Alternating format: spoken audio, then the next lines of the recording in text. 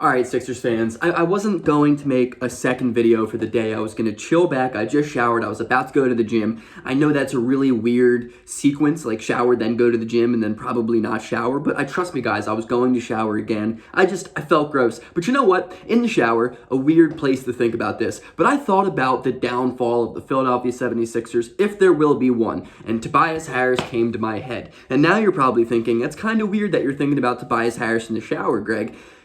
Yeah, it's definitely a little bit weird. You got me on that point, but it wasn't. All right, no more shower talk. Let's talk about Tobias Harris being literally the ultimate downfall to this Philadelphia 76ers team, because last night, 2 nights ago, whatever the day of the Sixers just absolute demolition of the Brooklyn Nets was, it really got me to think about everything Tobias Harris does wrong and why it's everything the Sixers need somebody to do right. Let's get into the video. Like the video, subscribe to the channel. I'm at 1.2K. That is 0.8K away from 2,000, and that's the 2022 goal. And there's just a bunch of twos there, so let's get there for 2022. Tobias Harris is a good player. Is he a max contract player? No, but that's something the Philadelphia 76ers almost instantly realized. I think they probably knew that before giving him that contract. Elton Brand was put in a very difficult situation, trading a lot of things for him and Jimmy Butler, and to let both of those guys walk, it would have looked very bad for the Sixers. So I understand signing him to that deal, overpaying him to that deal, just so we could have something to hold on to, right? I understand the deal initially. It was a terrible deal. I think Elton Brand's probably the first one to tell you it was a terrible deal. But that being said, there are still things Tobias Harris could genuinely do for this team to help us be a much better team. And in years past, Tobias Harris has been a really consistent, like 18 and 6 guy. And that's pretty solid, you know? I think that's a pretty solid fourth option. And he was hovering around 40% from 3 last year. And he looked good with Ben Simmons. And he had, moments of solid basketball play. But this year, he has been absolutely and utterly terrible from the moment the season started up until January. He had a really good month of January. And ever since then, again, he has been just absolute hot garbage.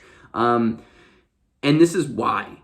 Tobias Harris is not a catch-and-shoot shooter. He's just not a guy who is willing to catch and shoot and put the ball up quickly. He's a guy who is literally the definition of a run stopper. He wants to go into ISO ball, and against the Brooklyn Nets, he constantly tried to get into ISO ball. And I don't care what team we are playing, if we are playing the Orlando Magic, the Brooklyn Nets, or the 1996 Chicago Bulls, Tobias Harris going into ISO ball is never a good idea to get back into a game. It's not, because one, he's not skilled enough to just pull anything off, and number two, he's not efficient enough, and he's not good enough, and he's not big enough, and he's not tall enough, and he's not fast enough, and he's not cool enough to be pulling off some of the moves he's trying to pull off. He is literally generic 1 on when you go down to 2K, and I bet you if you go into Tobias Harris's dribble packages and dunk packages and everything about him packages, it's generic 1, pro 1, generic 1, generic 1. The dude has no bag. Literally no bag. You put me on an NBA court and I'm going to have 150 turnovers,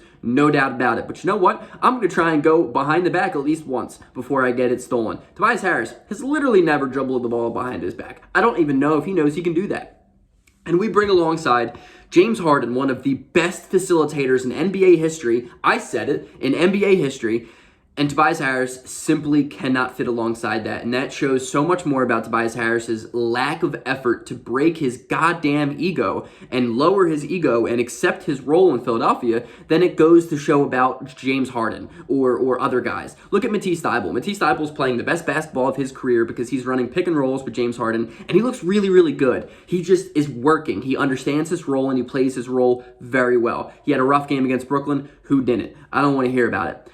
But the thing is that Tobias Harris's ego genuinely does not let him take a back seat. He has to be aware that he is easily the fourth option for this team right now, and for him not to act like it is insane. And for him to be mentally checked out every single time on the defensive end, on every single night, it's insane to me. I used to like Tobias Harris simply because I thought he was a guy who understood the assignment. He may not always get 100% on it. He may not always be an A, but at least he's going to get you a B minus, a B, because it's effort and he understands the assignment. Nowadays, he's genuinely flunking out of school because this man has no idea what is on the test, because his ego doesn't even allow him to open up a goddamn textbook. And then he thinks he's going to just ace the test because he's done it in the past. It's not like that anymore, Tobias Harris. This is grad school. This ain't high school. This is grad school. I'm done with the analogies. They've been weird today. I agree. Back to basketball. Tobias Harris's ego has been just disgusting. I just don't think he's aware of what he needs to do, or he is aware and he's just completely pushing it to his side because he sees the dollar sign next to his name compared to Tyrese Maxey and George Niang and other guys like that. Even James Harden. James Harden literally has him wide open on every single goddamn play, and Tobias Harris either doesn't shoot the shot or pump fakes with the defender 4 feet from him, and then either tries to drive the lane to take a contested mid-range jumper, hold the ball for 6 seconds, and then go into a little post-up, high post-up move, which literally does not work, dude. You are 6'8", you're fat, you're slow, you're not quick, you can't shoot, you have no finishing skills. What are you doing? And he can't even draw fouls. That's such a big problem with Tobias Harris. Like, if you want to pretend to be a good, drive guy, a big, slasher dude, somebody that really gets to the rim and finishes, you either have to, A, make the shot, which he doesn't do very often, or B, get fouled. And that man gets fouled less than anybody else in the starting lineup, and that is genuinely embarrassing. If Tobias Harris does not buy into his role for this team, the Sixers team is done.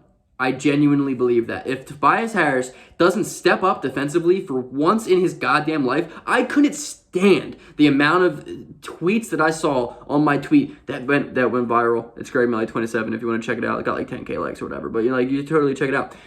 I couldn't stand reading some of the comments that were like, yeah, but Tobias Harris had a great defensive game against DeMar DeRozan. Dude, that's the first time I've ever seen Tobias Harris play solid defense. And for people to be like, oh, great defense is just ridiculous.